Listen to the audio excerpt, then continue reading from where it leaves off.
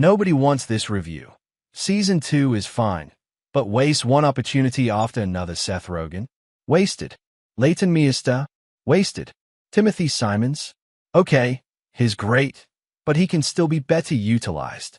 And beyond the lost potential in its starry cast, Nobody Wants This Season 2 tries to be too many things at once and repeatedly loses the thread of its best stories that I in the Season 2 premiere of Nobody Wants This. Morgan, Justine Lupe, not so patiently listens as her sister, Joanne, Kristen Bell, recaps her whirlwind romance with a man she's been calling the prophet and who everyone else has been calling the hot rabbi, embodied by Adam Brody. Diegetically, the relationship rundown is part of the Sisters podcast, provided for their fans because Joanne now feels secure enough with Noah to drop the nickname and properly identify her boyfriend on the air. Sure, it's also a handy catch-up for the Netflix audience who, like Morgan, already knows all about her boyfriend, including his last name, Rowcliffe, but the show doesn't dance around the intro's dual function. Instead, it gets right to the question plaguing any romantic comedy that dares to continue past the central couple's big, romantic, relationship-fortifying smooch. Of course, something has to go wrong with the amazing couple, Joanne's words. Nobody Wants This is a TV show, not a movie, not even a limited series. And just like no real relationship arc ends after I love yous are shared, no TV relationship arc can end after a single successful season. And to their credit, creator Aaron Foster and new showrunners Jenny Connor and Bruce Eric Kaplan know just what shoe to drop on Noah and Joanne. Will Joanne convert to Judaism, like she considered in Season 1? Or will Noah accept his Gentile girlfriend just as she is, knowing what it could cost his career, his family, and his faith? Giving Joanne space to decide if a new religion is right for her makes sense. Rushing it, especially in the same season she first met Noah, would have felt forced, and then Nobody Wants This team wisely spends all of Season 2 weighing not just what Joanne will do, but what she wants, beyond a boyfriend and beyond this boyfriend. By the time she arrives at a decision, it's as earned as it can be, but it's still incomplete. Like most of Nobody Wants This Season 2, Joanne's fateful choice supplies the big emotional moments fans demand. But it's also a little too convenient. Convenient for the story, sure, which can continue on its expected track, but more vexingly convenient for the storytellers, who don't do the work throughout the season to earn the ensuing tears, happy or sad. No spoilers here. A classic Netflix series in the sense it's not only made to be binged and forgotten, but only half-watched to begin with. Nobody Wants This manages to be good at a lot of things without being great at any one thing. That's fine if your ideal rom-com is familiar enough to enjoy while strolling room to room putting away laundry or watching via a second screen while your first displays DA base game. Two chores I routinely perform when I'm not on duty as your diligent TV critic. But for those of us who love, who can clock not just the subtle rhythms of the genre but also the personal rhythms of a couple sharing an honest, congruent, life-altering experience, the details matter.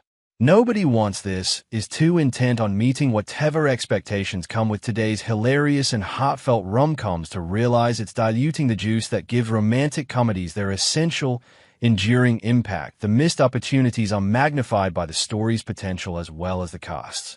While I've come to accept I'm one of maybe a dozen skeptics who feel a chilly void where Brody and Bell's spark is supposed to be.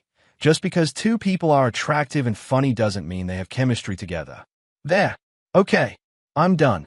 Certainly more viewers can agree Nobody Wants This suffers from the same identity crisis as its lead's concerns emerge in the premiere, when Joanne and Noah decide to put a pin in their big problem. Rather than decide whether they are doomed if she won't convert, the happy pair chooses to wait and see how their relationship develops before confronting an anticipated ultimatum. This, I like. Allowing for the possibility that some other problem or incompatibility may come along to split them up is a healthy, eyes-wide-open approach to a partnership, as is allowing Joanna the space to find her way to Judaism outside of Noah. Oh, not. That their delayed decision also gives Foster, Connor, and Kaplan the freedom to shape episodes around other events, while reserving the big moment for the finale, is an example of reasonable convenience. What the couple does is in the best interest of the show, and it's in the best interest of the couple. But then the pattern starts. Before hitting the pause button, Joanne and Noah host their first dinner party.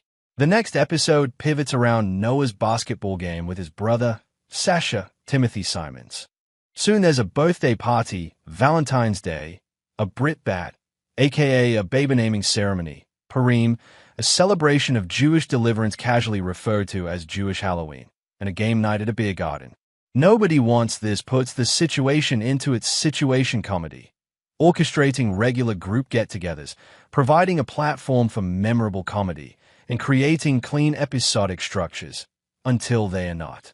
It's like the rom-com also wants to be a hangout comedy, which is fine, since it has the ensemble to pull it off, but the writers too quickly discard their own promising setups. You get a taste of what a dinner party at Noah and Joanne's would be like, but then it's over. You can delight in the fun costumes worn to Purim, but then everyone goes their own way. Game night flies by in a montage, the crutch of comedies that can't sustain conversations and jokes at the same time. Oh, to be fair, feel crunch for time. It's all too quick, too rushed, and too mediocre. In a hangout comedy, you need time to, hang out. In Nobody Wants This, characters race through their time together to get to the big payoff, usually a heated fight or a swoony smooch. Focusing on the moments that push the story forward is the crux of serialized dramas, not sitcoms, and Nobody Wants This wants to be that show, too. Many a modern comedy tries to be more than a comedy, whether it's because they are not funny enough to survive on jokes alone or because they know serious subject matter helps to court awards voters. Pulling from drama and comedy may feel true to life, even if the accepted term for such a show, dramedy, makes me want to die. But an episode that run well under 30 minutes apiece, it doesn't leave much room to dive deep into either robust emotional realm instead of complaining that Nobody Wants This is a less than the sum of its many parts, a romance, a comedy, a drama, and a chill hang. Some may say, Nobody Wants This is just following the old showbiz adage, leave them wanting more. But that doesn't explain why so many talented actors are also wasted. Season 2 is crowded with ill-fitting or underdeveloped roles, but my primary complaint rests with the deployment of one of TV's greatest weapons, an actor with impeccable timing who's well-versed in vicious wordplay, and a woman both leads should know well enough to recognize she deserves better than playing a simple misunderstood mommy influencer. I'm referring, of course, to Layton.